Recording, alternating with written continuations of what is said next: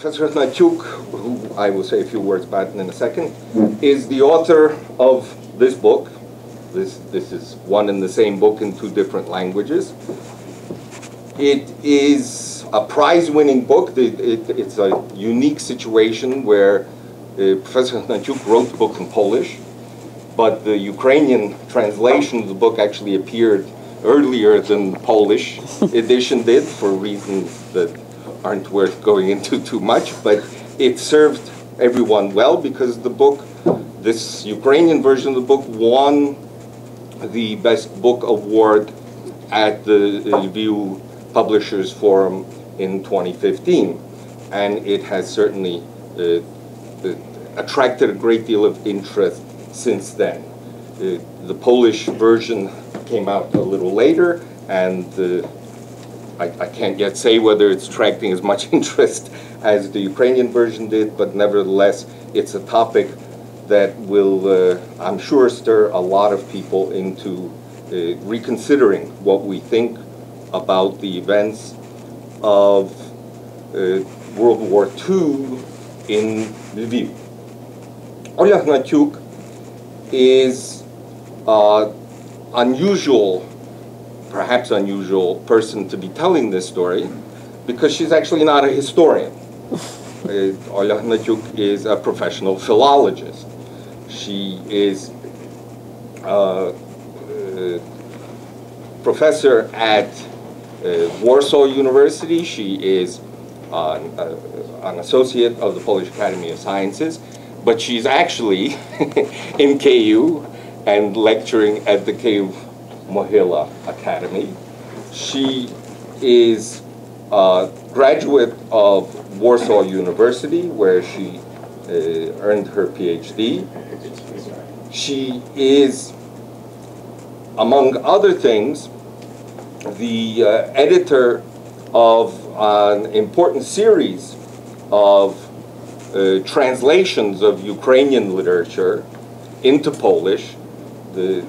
There are some 30 titles in that series, and I'm not going to list them all, but that is, to a certain degree, the essential avenue of her professional activity.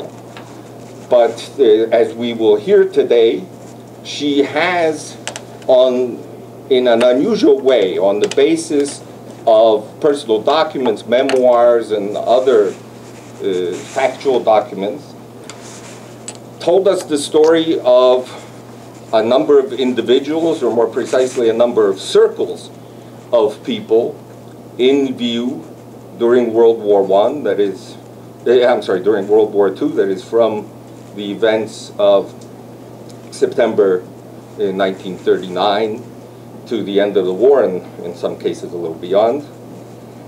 And it is, as I say, something that I hope will challenge many of our views of how events transpired.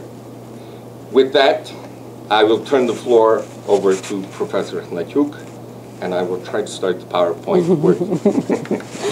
Thank you very much, and a good evening, everyone. And first of all, I have to apologize for my English. It's not very fluent. Actually, it is not fluent. So it is not very easy for me to have a presentation in English, but I will try, and probably you will help me with some troubles. So I will ask about that in such moments when I cannot express myself. The subject of my book and the subject of my today's presentation is cooperation between Jews, Poles, and Ukrainians during Second World War at Lviv, Lemberg. And the subject is a little bit unusual, because usually we used to think that there was no cooperation. There was only animosity, and every nationality, every I mean, Polish, Ukrainian, and Jewish population were like enemies, and the national narratives about Second World War, and especially about Lviv and events in Lviv during Second World War, are very egoistic.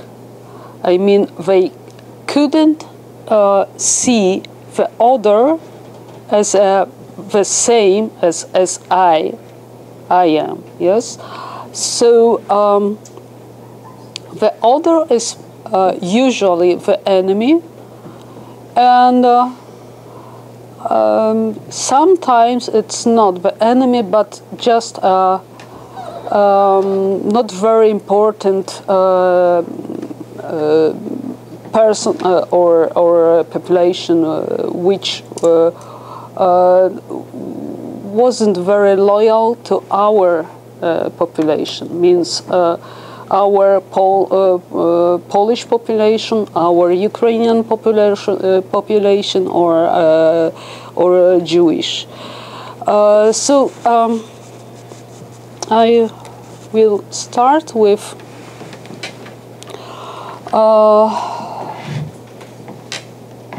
such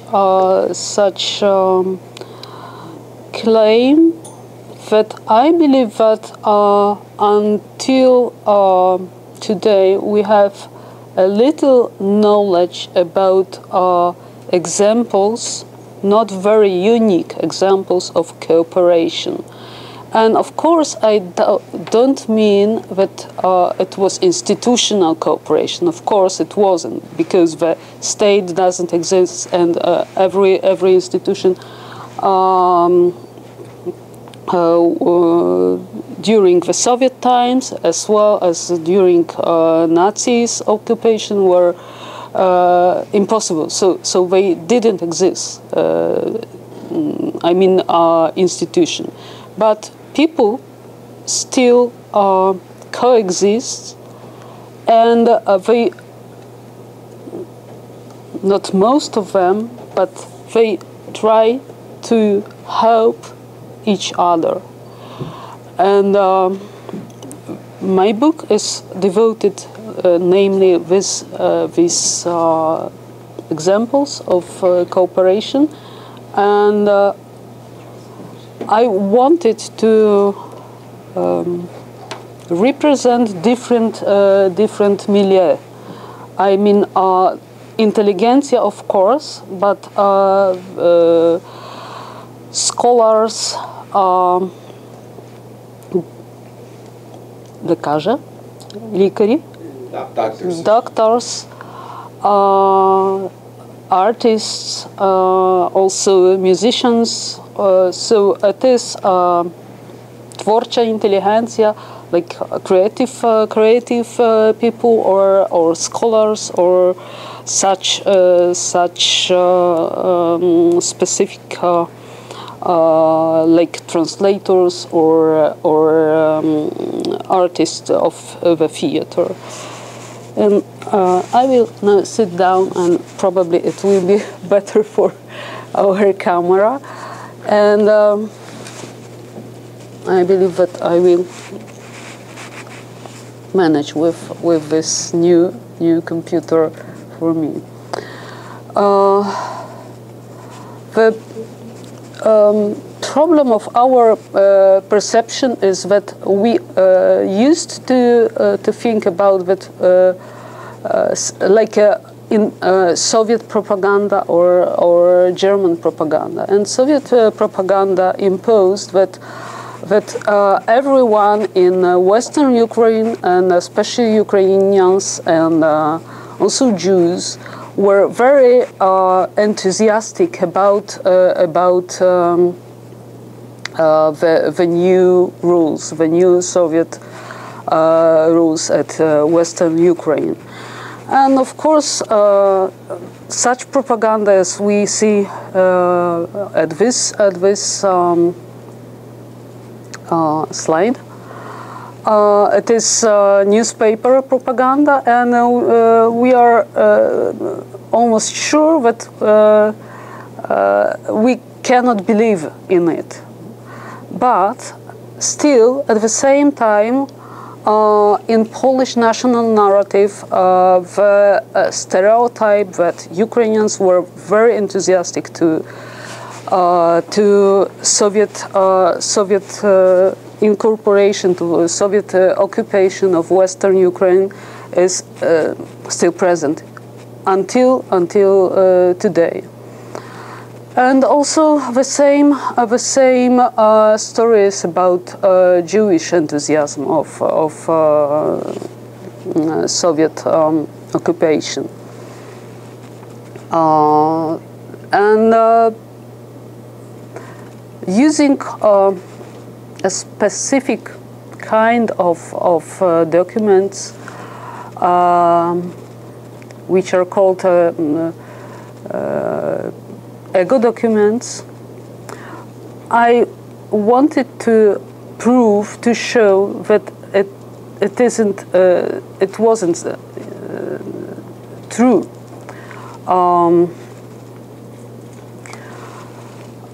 Ukrainians, as well as Jews, were absolutely not enthusiastic about the Soviet occupation, and even this term as reunion, воз'єднання, is under під сумнівом, так? Undoubt. So Soviet propaganda has done everything to justify the partition of Poland by Nazis, Germany, and USSR, and it was the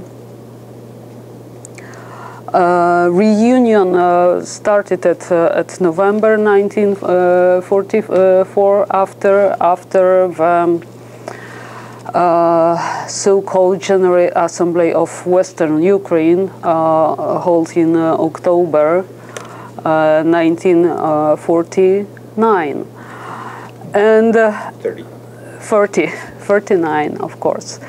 And you can see on this picture, on this slide, people who are not so enthusiastic as you have seen the two slides before. So it is, of course, this picture is also part of propaganda, but it is a real picture, not drawn. Yes. And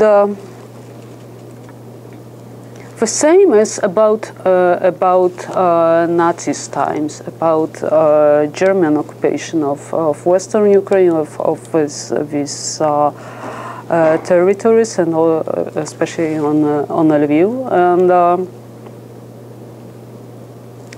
just two pictures of the main well-known Lviv buildings, the Opera House and a university. And usually historians and especially authors of memoirs are describing the Ukrainian enthusiasm about German troops in entering Lemberg, and the problem is that as our sources, ego documents, has shown, very enthusiastic were also Poles, not only Ukrainians. Of course, Jews were not enthusiastic, and we know why, and that is obvious. But I am also I would like also stress that this period of enthusiasm was very short. It lasted probably not more than 4 weeks, and then ended. So the period of enthusiasm was July, and we have also good documents which show us the enthusiasm among Polish intelligentsia and Ukrainian intelligentsia as well to the Germans entering Lviv. But after that, these authors of diaries described that enthusiasm absolutely disappeared, and one of the reasons was the fate of Jews, means pogroms, of course, and one of the authors of memoirs of diary described the Zolota Rosa, Golden Rose synagogue was when vandalized? Not vandalized, destroyed, and of course also vandalized. But in German official sources, like newspapers of that time, shown us the other picture.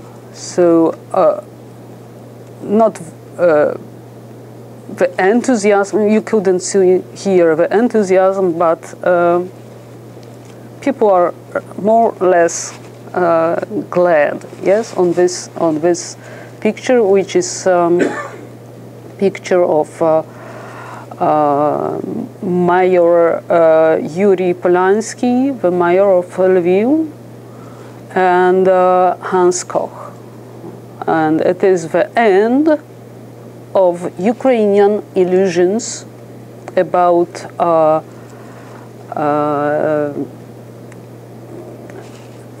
kind of autonomy on District Galicia. District Galicia was that time, at the beginning of August, incorporated to general government, and it was the end of Ukrainian illusions, and also the end of the role of Yuri Polansky. So he started as a mayor of Lviv. Of course, he wasn't the main person in Lviv. The main person was, of course, German. But it started, his position started the legend about Ukrainian collaboration with Germans. And also that time, the beginning of autumn, 3 institutions were established. Ukrainian Central Committee already exists in Krakow, but the department of such organization was established in Lviv, and the same Rada, Polish Rada, also was established, and Jewish the same like a council, Judenrat, was established at that time, and every this institution were should play a special role in the rules which Germans provided, визначили, так як define or determine. And now a little bit easier because we are talking about the numbers. So I wanted to turn your attention toward the last data about Polish, Ukrainian, and Jewish citizen of Lviv with перепис населення. Census of the population. Census of the population was held in 1939, 39, as you can see, and we can see that Ukrainian population was more or less 16–17%, and Jewish were more or less. Not 30%, and about more than 50% were Polish, and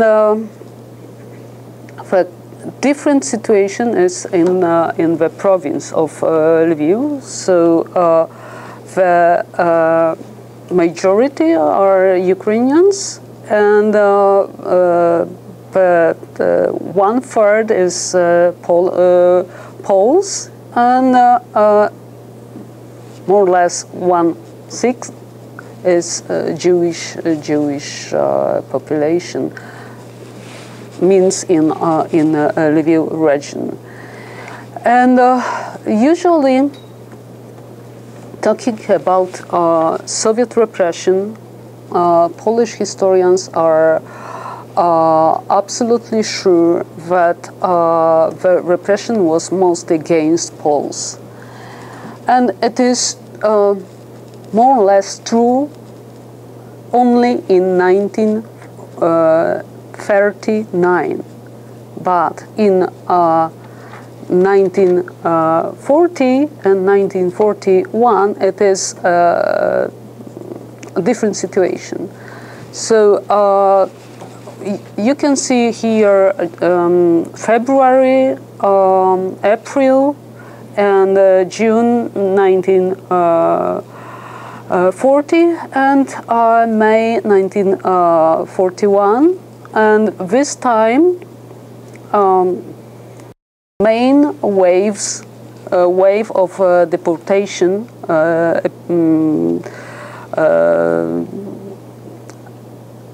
February in 1940, it was a deportation against mostly osadniki, settlers, military settlers, mostly Poles, but not only Poles. Some Ukrainians, Petlura's former soldiers were among this group, and also among Lisniki, forest workers, also were Ukrainians.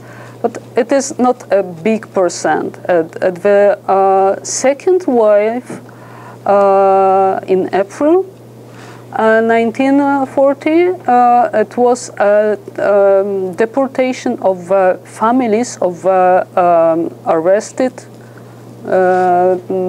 persons during the autumn 1939, and it was, of course, not only Poles.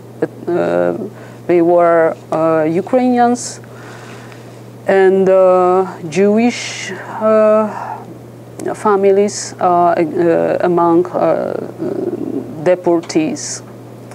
And the third and the main wave of deportation was against Jewish, mostly Jewish. Of course, Jews were among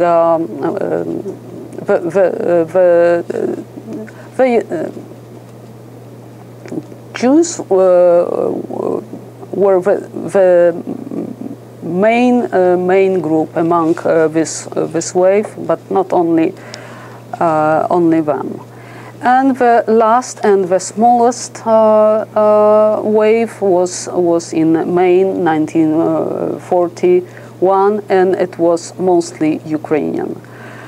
But if we are talking about arrested people during that time, we also see the different situations. So in 1939, the main group about arrested people are Poles, but in 1941, the main group are Ukrainians.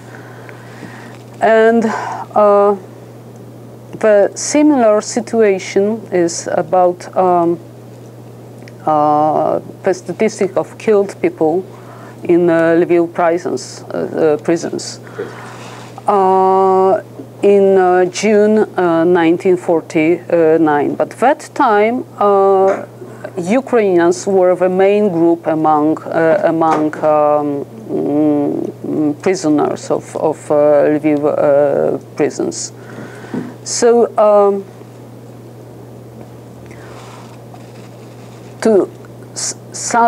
to resume, to summing up this statistic and the narratives, different national narratives, I would like to say that usually different narrative, I mean Polish narrative or Jewish narrative or Ukrainian narrative are focusing only on its pain, I mean of a nation pain of deportation and other repression against this population, and not absolutely they cannot see the whole of picture. And the same as in the memoirs and also in the diaries. And we can see the real situation only studying the statistic of arrested or deported people at the archives of SBU, Служба безпеки України. I don't know how to translate it. It is rather security service, today's archive of security service of Ukraine. And what I wanted to say that using only such national narrative, we cannot see the whole situation. We cannot see the real repression, even during Soviet times, which weren't in comparison with German occupation so bad. Because still the Polish, Jewish, and Ukrainian population existed that time.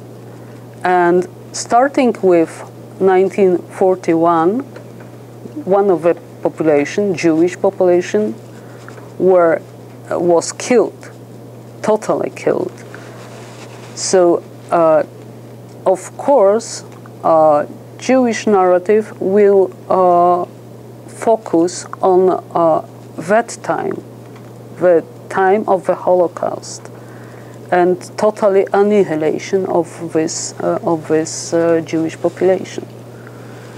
And but very little attention in these documents, Jewish documents, Jewish diaries, Jewish memoirs are devoted to Soviet times, and the main attention is on the time of German occupation and total annihilation of Jewish population.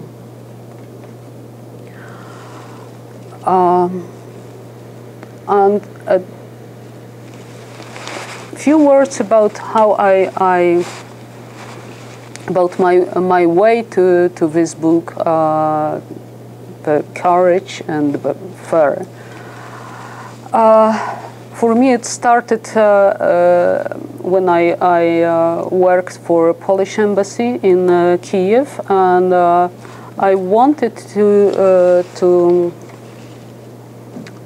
describe the Polish and the Ukrainian experience of the occupation of Soviet times, and I wanted to show it on the open air exhibition, and it was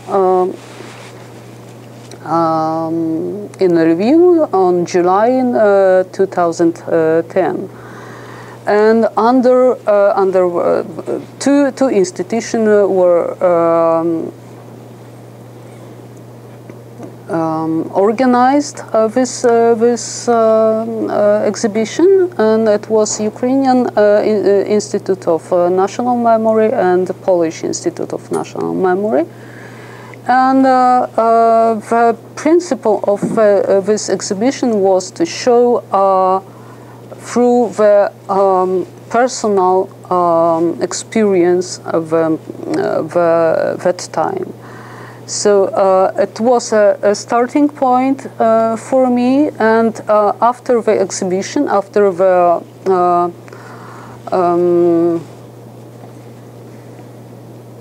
feedback of audience, of visitors of this exhibition, I realized that it is only a little part of subject, and I wanted to go further to describe more precisely. Of course, exhibition and an open-air exhibition should be very, very enigmatic, very, very short, aphoristic, and it couldn't be so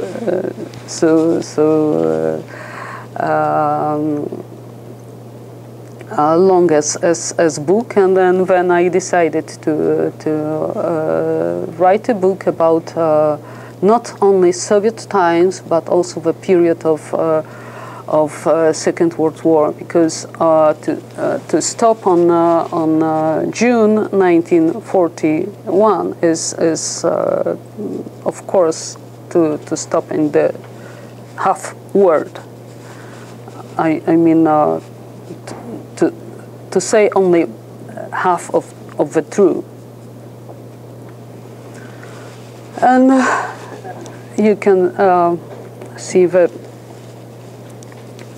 book, but the principle of the book is to describe the different experience of different people with their pre-war background and their experience of Second World War and their fate after the war. So it has a background of more than just Second World War. The structure of the book is rather simple. I am starting with my family story, and then the story of Lil family, which the Lil family was Jewish family, and this family during the German occupation lived in the house of my grandparents. So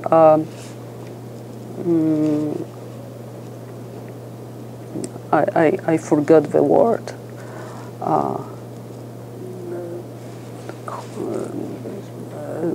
They rescue, yes, rescue, but they were in. They sheltered them. They hid them. Hiding. Okay, they hid them. Okay, thank you. So this family of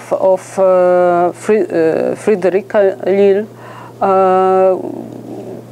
were 7 people, and not everyone were all the time, but 7 people were in different time at this house. But my interest in this chapter is on the milieu of doctors, because Friederika Lil was microbiologist, hematologist, and one of the first women in Lviv who transfused the blood of a child. So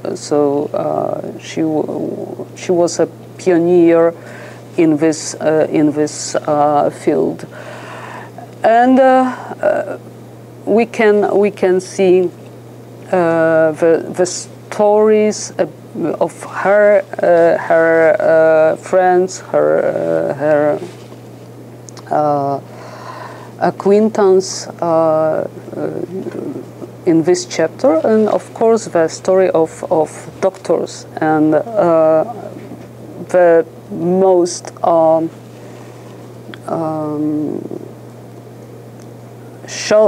shocking story is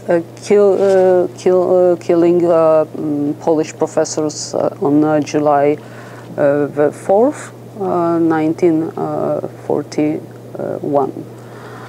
And the third chapter is about very famous Lviv School of Mathematicians, and the fourth chapter is devoted to the Soviet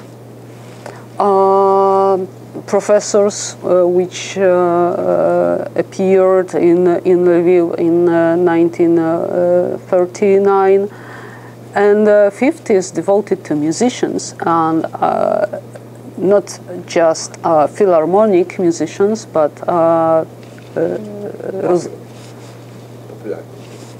popular musicians. And the sixth is devoted to Mikhail Rudnitsky, which was a literary critic and translator, and this translation, one of his translation was shown at the Opera Theatre. It was the first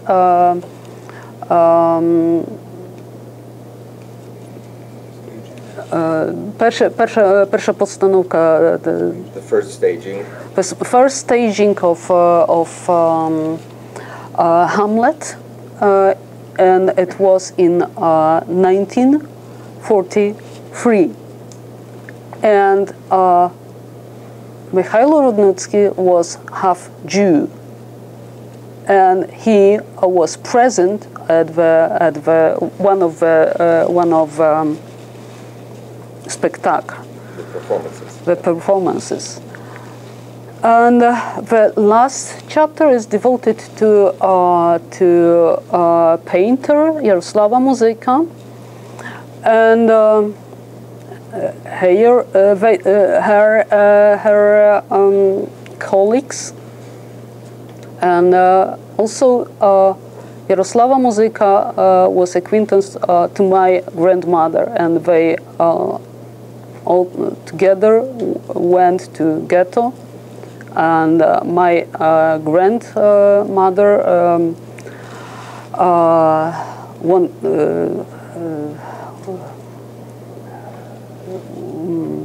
provide food to her different friends, and Yaroslava Muzyka provided the typhus vaccine. So it was rather risky and of course illegal. Some heroes of this chapter is here is the portrait of my mother, painted by Yaroslava Muzyka, just before my mother and my grandmother was deported to Poland in 1946, and Two years later, also Yaroslava Muzyka was arrested and deported to Siberian camps, accused on collaboration. We can say. So some stories about Frederica Lil you have already heard, but her very close friends and member of a family was Ludwig Lil, famous painter of the 20s, and her colleagues from the clinic were very famous Dr. Franciszek Grower, he was pediatrician, and also famous Ludwig Fleck. He became famous actually after his death, only in 60s as a philosopher of science. But that time he worked together with Frederica Lil on very specific matters of hematology. So Ludwig Fleck, like Frederica Lil, survived the Holocaust, and Ludwig Fleck, due to his knowledge about typhus, and he prepared typhus vaccine, the same vaccine which Yaroslava Muzyka transferred illegal to ghetto. Of course, the same vaccine were used for Germans, and Ludwig Fleck, Jew, was accused on the collaboration with Germans, like Rudolf Weigel, who was accused also. And one of the main hero of the first chapter is a very famous mathematician and the person who discovered Stefan Banach, Hugo Steinhaus, and his memoirs were written during Second World War. He was in hidden, firstly in Lviv, then near Lviv, and then he has to move to the Polish part of Galicia, and he survived with all his family this period.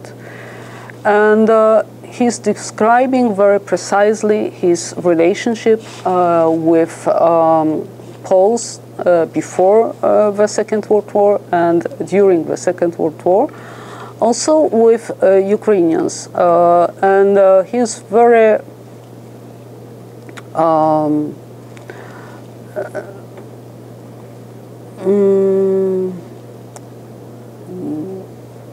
я не знаю, як сказати. він недовірливо ставиться до українців. He doesn't trust Ukrainians. Yes, and of course we can understand this, and this chapter and this part about the relations with Ukrainians, I based on the Ukrainian memoir of Ukrainian journalist, and also on the part of memoirs of Ivan Kedrin Rudnitsky. So I am trying to show the very complicated relationships and how Steinhaus perceived Ukrainians, how Ukrainians perceived Steinhaus, and also how he is treating collaboration as a notion and as a problem of other people, but not my friends, not my family, not and one of the member of his family is collaborator, and also the closest his friend Stefan Banach, according to the common notion of collaboration, is a collaborator, because he is a member of Lviv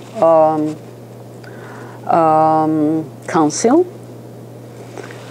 and he is traveling in the USSR. He's publishing his works in USSR. So, according to the common notion of collaboration, he is collaborator, but not for Steinhaus, of course. And at the same time, Steinhaus is treating as collaborator his Jewish university colleague Jakub Parnas, who is also the member of city council, who is also conducting his experiments with biological experiments with Soviet colleagues. So nothing different, but he is not very friendly to Hugo Steinhaus. So I am trying to say that the perception of the behavior is strictly dependent on the position of the author. And here you can see one of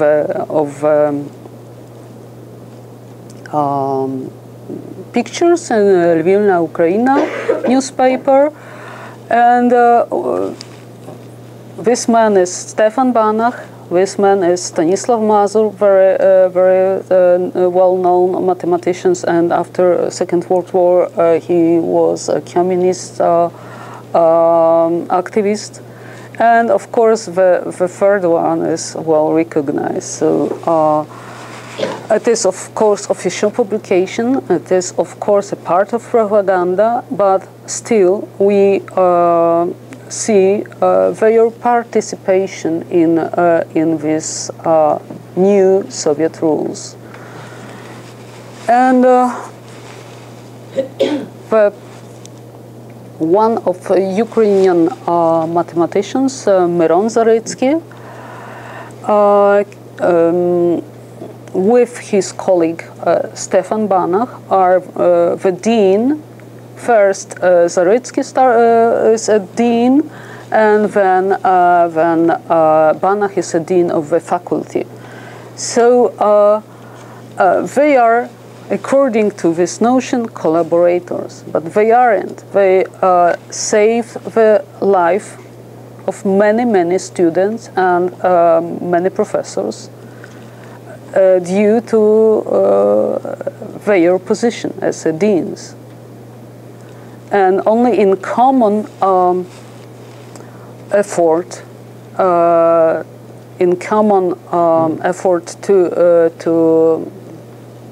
help people to enroll to the university, they succeed. So they save many lives during the Soviet occupation. And probably I have to finish my presentation in few minutes. But I wanted to say that I am trying to show the position of Soviet rector Mikhailo Marchenko, and it was very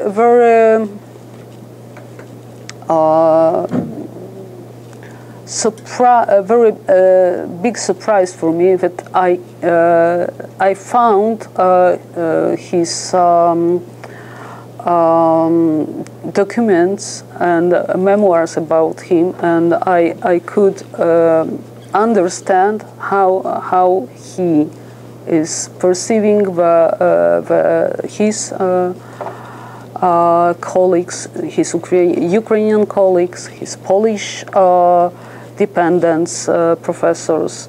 So it was for me. It was very surprisingly that he is not only Soviet,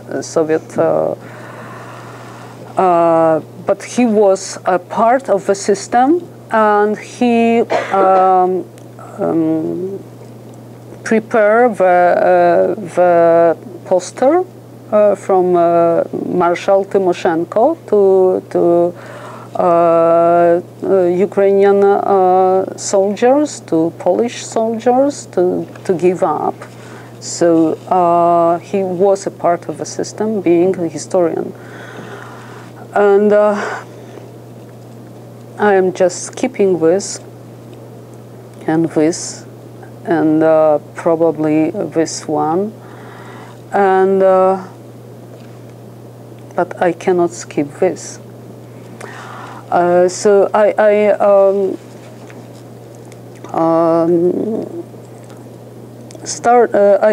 just said that Mikhailo Rudnitsky was very famous literary critic, and he translated Hamlet in 1942. At the beginning of 1943.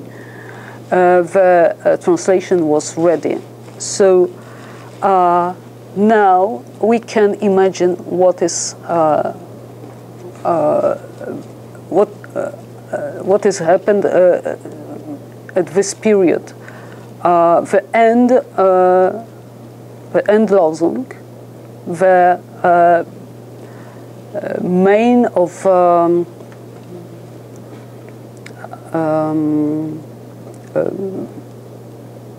Jews in ghetto are just shot at that time in during the Great Action, so-called Great Action, in the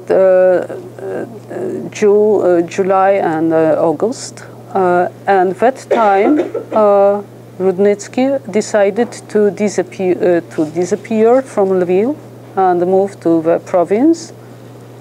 And he's translating Hamlet. And then he returned to Lviv at the half of 1943, and he participated in upробах до спектаклю. Rehearsals to this Hamlet. And also at this time, at this theater, Semen Gruzbenko is working, and other Jewish artists are working. The opera theater is formerly German, and they have also Jewish artists working there. So one of the authors of memoirs described the situation very precisely, and it's father of Maxim, Mr. Ostap Tarnawsky, in this book, Literatury Lviv. And such stories as Gruzberg, as half-Jew Mikhail Rudnitsky are happening not only with Rudnitsky and Gruzbenko, but also Gruzberg, but also with other Jews, which are artists, which are writers, and part of this milieu. And last story is Yaroslava Muzika story, and it is a friend of my grandmother. He was much older than my grandmother, but still they decided to help other people. So, but the end of this story of Yaroslava Muzika story is rather not very optimistic. She helped to survive Margit Reich-Selska. She helped to find Roman Selski and Margit Selska and their family a new flat. Because Germans threw them from their flat, and also she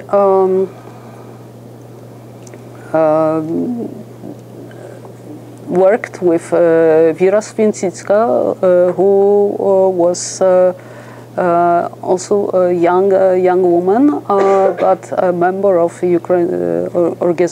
organization of Ukrainian nationalists. And the story ended, not ended, just ended, but it is almost ended. Of the story, she was arrested in 1948, and she was accused of being a member of an organization of Ukrainian nationalists. But the real her провина, her real crime. Real crime was that she gave a flat for meeting of representatives of Ukrainian uprising army and representative of Soviet rules.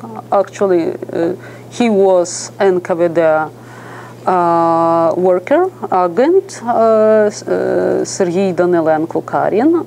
It was a very good agent of NKVD. And of course, Yaroslava Muzika weren't the member of OUN. She just wanted to stop the bloodshed. She was eager to stop the bloodshed, but she wanted to help save the lives. And of course, I cannot express myself as well as I wanted, but it is the end of my presentation, and I would like to have a time to speak about some problems. So thank you very much. Thank you for your patience.